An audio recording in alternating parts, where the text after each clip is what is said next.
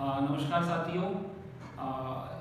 जैसा कि हमें पता है कि कल एक सुप्रीम कोर्ट का ऑर्डर आया है जिसपे सुप्रीम कोर्ट एक गुजरात हाई कोर्ट 2012 के एक जजमेंट पे सुनवाई कर रही थी। जो जजमेंट था कि गुजरात हाई कोर्ट का कि जो जजमेंट था वो ये था कि आयुर्वेदा डॉक्टर्स को भी एलोपैथा डॉक्टर्स के साथ उन्हीं की तरह उनको ट्रीट किया जाएगा और उन्हीं की तरह इनका वेतन यानी सैलरी भी गवर्नमेंट हॉस्पिटलों में उन्हीं की तरह सेम रहेगी। बट कल सुप्रीम कोर्ट ने 2012 के इस गुजरात हाई कोर्ट के जजमेंट को खारिज कर दिया और सुप्रीम कोर्ट ने ये कहा है कि इस तरीके से नहीं चलेगा और एलोपैथी डॉक्टर्स कुछ और काम करते हैं और आयुर्वेदा डॉक्टर्स अलग काम करते हैं। तो इसमें कई चीज़ें हैं, उनका सुप्रीम कोर्ट का ये डिसीजन है। इस पर हम थोड़ा आज बारीकी से चर्चा करेंगे और देखेंगे कि कहाँ गलतियाँ हुई हैं, कहाँ सही है। लेकिन एक सही बात यह है कि विद ड्यू रिस्पेक्ट हम इस सुप्रीम कोर्ट के ऑर्डर को मानते नहीं है, ये बहुत गलत है। तो उसमें जस्टिस पंकज मित्तल और वी सुब्रमण्यम थे, तो उन्होंने कई सारी चीज़ें कही हैं।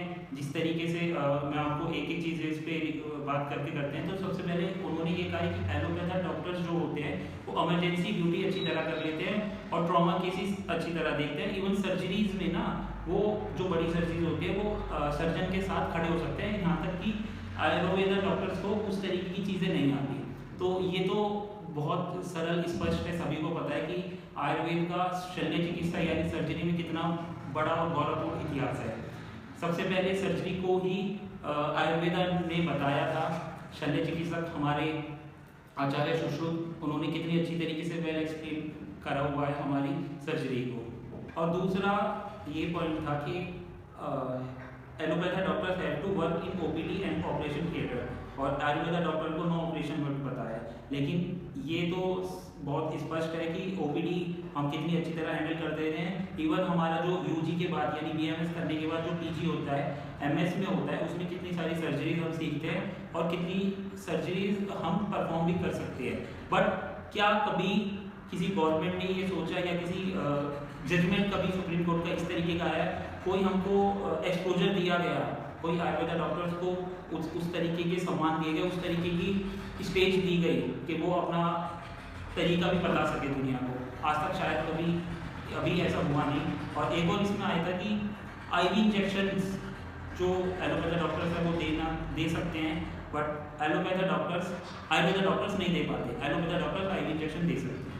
तो सबसे पहले तो एक यही कॉमन सी बात है कि अगर आईवी इंजेक्शन सबसे पहले नर्सिंग स्टाफ का काम होता है, तो ये सारी चीज़ें नर्सिंग स्टाफ को भी शायद उसके लिए भी हमको कुछ छोड़ना चाहिए। और दूसरी चीज़ ये थी कि ना, सबसे पहले तो आईवी का हमारे में ही मेंशन किया गया है। इवन सुश्रुत संहिता में खुल के इस तरीके की चीज़ों को एक्सप्लेन किया गया है। जो इमरजेंसी चीज़ें हम कहते हैं कि आशु चिकित्सा, आत्याधिक चिकित्सा, ये हमारे आयुर्वेद में सुश्रुत संहिता में वेल एक्सप्लेन है और वो उस ज़माने में उस तरीके की एक्सप्लेन है। आज के ज़माने में हम मॉडर्न तरीके से भी कर सकते हैं। तो उसके बाद एक और आई थी कि medicine are given are allopathic, for example painkiller. Even the medicine in ayurveda, the medicine is based on ayurveda, for example powder to be taken with boiled water. तो सर ये आप समझ लीजिए कि एक तो सिर्फ पाउडर से हमारा काम नहीं बनता। आप आयुर्वेद में कैप्सूल, टैबलेट और सिरप वगैरह, ऑइंटमेंट वगैरह सब चीज़ें हैं, सब अवेलेबल है। इवन मॉडर्न मेडिसिन से अच्छी हम ट्रीटमेंट दे सकते हैं पेशेंट को, अच्छी तरीके से उसको क्योर कर सकते हैं। ये भी हमारे को चीज़ें समझने की ज़रूरत है। तो एक अगला पॉइंट ये रहे कि नेचर ऑफ ट्रीटमेंट दस डिफरेंट फ्रॉम आयुर्वेद, ये एलोपैथ के लिए कहा गया है। और आयुर्वेद के लिए कहा गया कि nature of treatment is totally different from Ayurveda. ये एग्री बिल्कुल हम करते हैं, हमारा तरीका अलग है, उनका तरीका अलग है। ये हम बहस इस पर हमेशा करते रहते हैं कि एलोपैथ और आयुर्वेद में क्या क्या डिफरेंस है। क्या हम कभी इस चीज़ को मैच करके नहीं चल सकते?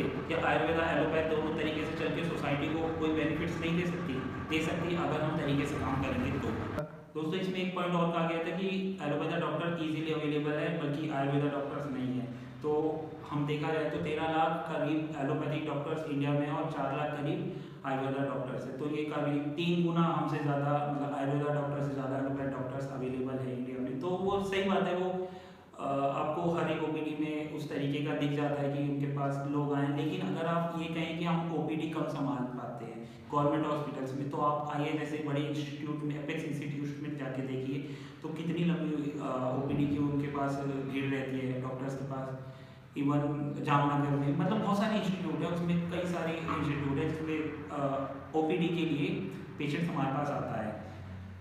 सारी ड्यूटी, सारी चीज़ें कवर करके यही सुनने में आता है कि क्या हम आयुर्वेदा डॉक्टर्स बार बार हमको ये साबित करना पड़ेगा अपने वेद ला के या हमको अपनी संहिताएं ला के कि हम सब चीज़ें कर सकते हैं, हम सब चीज़ें कर सकते हैं।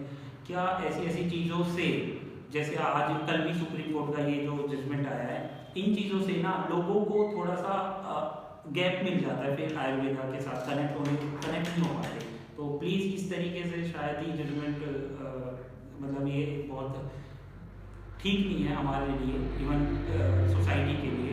लोग कनेक्ट नहीं हो पाते आयुर्वेदा से, आयुर्वेदा से दूर दूर दूर जुड़ते जाते हैं, दूर होते जाते हैं। तो इसी चीज़ को लिए हमको सारे आयुर्वेदा डॉक्टर्स को, सारे यूजी पीजी स्कॉलर्स को मतलब एक साथ एक बार आना पड़ेगा, हमेशा एक साथ रहना पड़ेगा कि इस तरीके का जो हमारे खिलाफ प्रोपेगेंडा शुरू हो जाता है वो ना हो। तो हम सब एक साथ रहेंगे, इस चीज़ के खिलाफ लड़ेंगे, बोलेंगे, ये सब हम उम्मीद करते हैं।